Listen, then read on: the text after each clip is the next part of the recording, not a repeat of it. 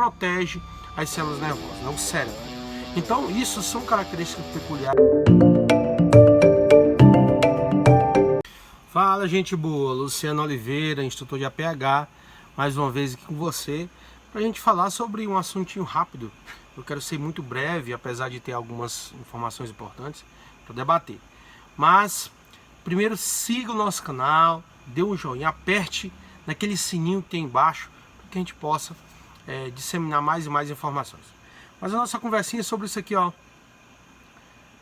Etomidato. Okay? Então, etomidato é uma droga que é utilizada bastante no pré-hospitalar e também em cirurgias. É uma droga potencialmente muito segura para se utilizar em procedimentos cardiovasculares, procedimentos que precisam de uma estabilidade hemodinâmica dos pacientes, ok? Mas é preciso a gente fazer algumas ressalvas. O etomidato, ele é um hipnótico, anestésico, ele não é analgésico, ok? Então, às vezes é necessário fazer o uso de outras drogas analgésicas vinculadas, tá? Porém, algumas coisas têm que entrar em observação, como por exemplo, o uso concomitante com fentanil pode de repente causar uma diminuição da depuração desse etomidato. Então, esse etomidato ele pode de repente ter que ser diminuído um pouco essa dose. Então, aí vai depender muito do médico, né, que estiver administrando essa droga. Outra coisa interessante sobre o etomidato é que 70% dele é excretado em média 24 horas depois, tá? Então é uma droga que tem uma boa estabilidade hemodinâmica, ela não tem influência sobre a parte pressórica, né, essa parte cardíaca, de forma assim relevante, e também não tem influência sobre o sistema nervoso simpático e nem baroreceptores, e também protege as células nervosas, né, o cérebro. Então, isso são características peculiares do etomidato que favorecem o uso, como por exemplo em cirurgias cardíacas, procedimentos que precisam de uma hipnose rápida, com uma rápida recuperação sem muito efeito, né, sobre como por exemplo vertigem, torturas, né. Agora, quando nós temos esse etomidato que é utilizado de forma mais emergencial, como por exemplo no TCE, numa intubação, procedimento de intubação, que você precisa sedar esse paciente, aí entra algumas observações importantes. Esse etomidato, ele, por muito tempo, se usou ele em situações exatamente resguardados de que ele tem uma boa estabilidade hemodinâmica. Ele não causa muitas essas alterações hemodinâmicas, né? Apesar de existir situações onde ele pode causar uma hipotensão, né, momentânea, que logo depois retorna ao normal. Porém, isso pode ser potencializado quando você tem uma associação com outras drogas, né?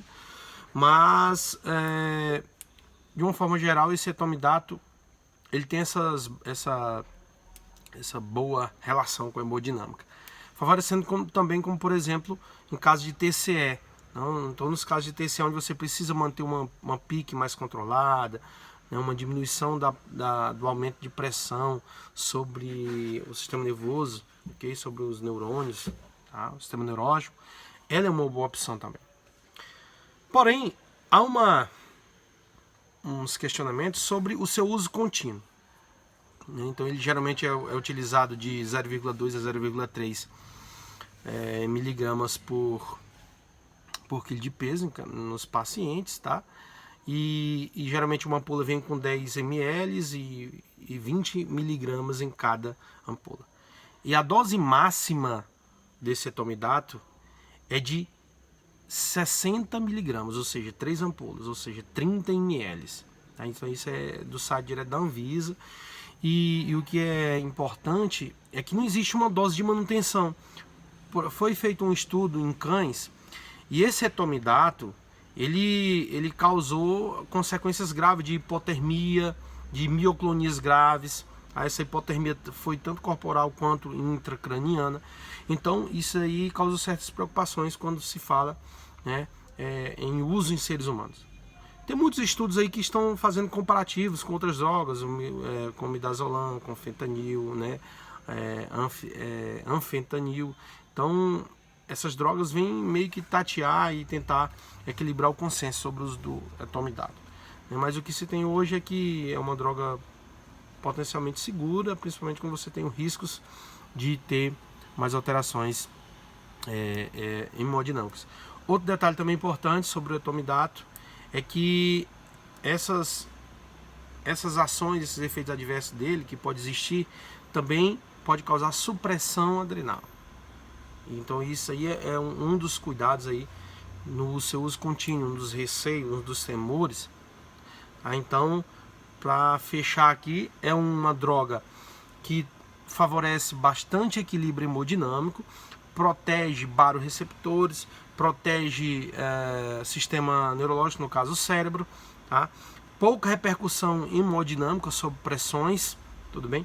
Todavia, tem efeitos sobre mioclonias, sobre as renais e estudos podem evidenciar aí que em uma dose contínua possa prejudicar a questão de temperatura desses pacientes. Então talvez aí seja uma analogia que é necessário a gente fazer e decidir sobre essas drogas de forma mais racional na hora do seu uso, tá? Então aí foi informações básicas aí sobre o etomidato. A gente convive aqui no pré-hospitalar e é importante repassar essas informações básicas, tá? Então, forte abraço, tamo junto e publiquem aí, compartilhem, entrem no sininho, como eu já falei lá no começo, tá? Cliquem, subscreva o canal para que a gente possa disseminar mais e mais informações.